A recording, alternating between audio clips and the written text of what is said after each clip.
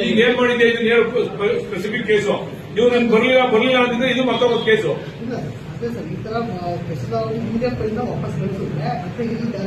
ಇಬ್ಬರಿಗೂ ಮಕ್ಕಳ ಮೇಲೆ ಕಳಿಸ್ಬಿಟ್ಟಿದ್ದಾರೆ. ಆಮೇಲೆ ಅವ್ರು ವಾಪಸ್ ಇವ್ರು ಕಳಿಸ್ಬೇಕು, ನಿನ್ಗೆ ಹೇಳ್ಬೇಕು, ನೀನ್ ಆಮೇಲೆ ಕಳಿಸ್ಬೇಕು, ನೀವ್ ಇಬ್ರು ಕುತ್ಕೊಂಡು ಬಗೆಹರಿಸ್ರಿ.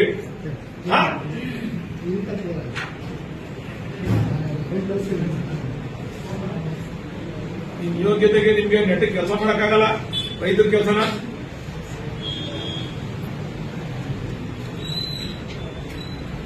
ಹೋಗೊಂದು ದಾರ ತರ್ಸೋ, ಇವ್ರು ದಾರ ಹಾಕ್ಸ ನೀನು ಒಂದು 100 ಬಿಡ್ಬೇಕು.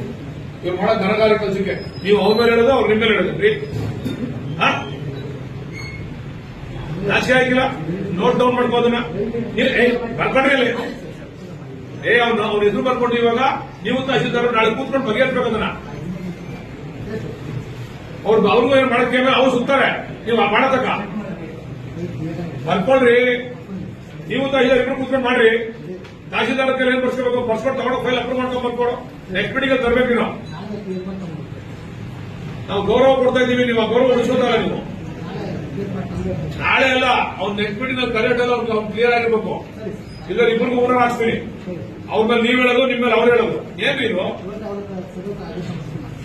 ಆಯ್ತು ಬರೋಬರ್ ನೆಕ್ಸ್ಟ್ ಇದೇನಿದ್ದು ಇದೇನಪ್ಪ.